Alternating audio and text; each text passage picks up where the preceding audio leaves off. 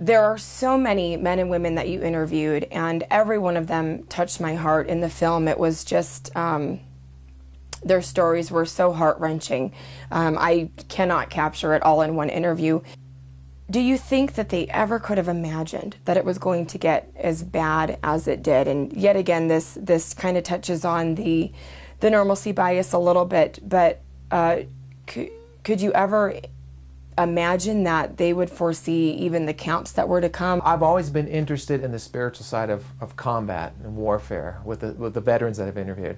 And a question that I asked these survivors was, you know, and being a believer myself, is how could a loving God allow something like this to happen? I think many, many people over the years have asked that question. Some of the survivors answered the question. I found some of the survivors got closer to God through this experience, some got farther away. The best answer I got to that question was from a woman who was in a concentration camp, Nessie Godwin. And she said, Larry, God had nothing to do with the Holocaust.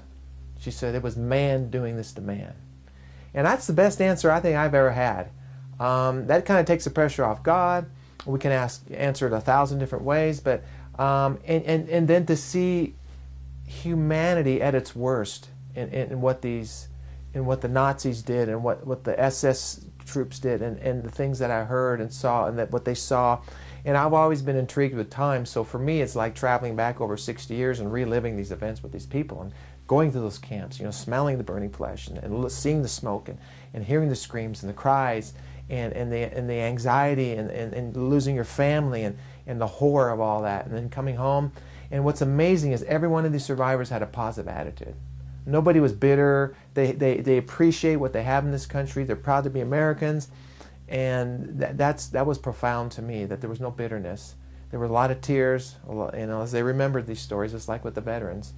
And at the end of the film, I have stories of dozens of GIs that liberated the camps, and that's just as amazing and as profound. And these were battle-hardened soldiers that saw death on the battlefield, Rachel, but they were not prepared for what they saw in those camps, and it changed their lives forever. Larry, as a nation and as a world, do you believe that we are in danger of forgetting the Holocaust? You know, my documentary series is called Lest They Be Forgotten. If we don't remember, we're going to forget. You know, an act of remembrance is an act of honor. When we, you know, remember the sacrifices our veterans have made, when we remember the things that the survivors of the Holocaust have told me, you know, we're honoring them in the memory of what they share. This project was probably the most intense project I've ever done, possibly the most rewarding. Although I think we live in a day where we're very desensitized by movies, Hollywood, fiction, nothing against Harry Potter, but that whole mentality, that fantasy existence that's out there, and people are trying to escape through that. So I find a lot of times in my experience a true life story is not as appealing to certain people. There are certain demographics where it is, and especially in school environment, my work is received very well. But I hope people just never forget, you know, what's happened, and they look back on the history of our country and our world.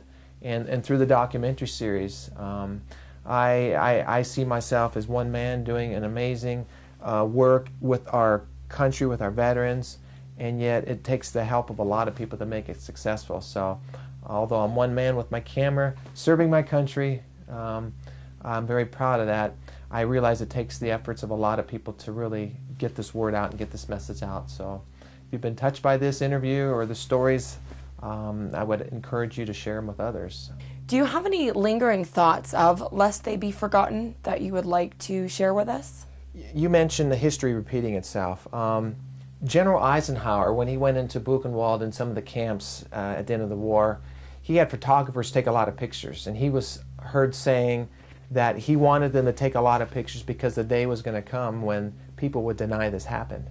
And we are living in that day right now. There are countries in this world who are removing this part of history from their textbooks because they don't want their younger generation to know anything about this. Jill Pauley, one of the survivors who I interviewed, you know, she commented along these lines of people saying the Holocaust didn't happen, the ignorance and all these things that people seemingly are operating behind. She said it's not ignorance. She said it's hate. That's what's behind this move to deny that the Holocaust happened. You know, after having worked with the survivors, people that were there, you know, teachers tell me history is best learned from those that were there. I interviewed, you know, survivors that were in the camps, so you can't deny that it happened. But it does show ignorance on behalf of people. But I think there's a hateful spirit behind, you know, this whole mentality of, you know, it didn't happen, it didn't really happen. And I agree, it's something we don't maybe talk about every day, and we want to block it out of our minds, but it did happen, and we got to learn from it, or else we're going to repeat it. So.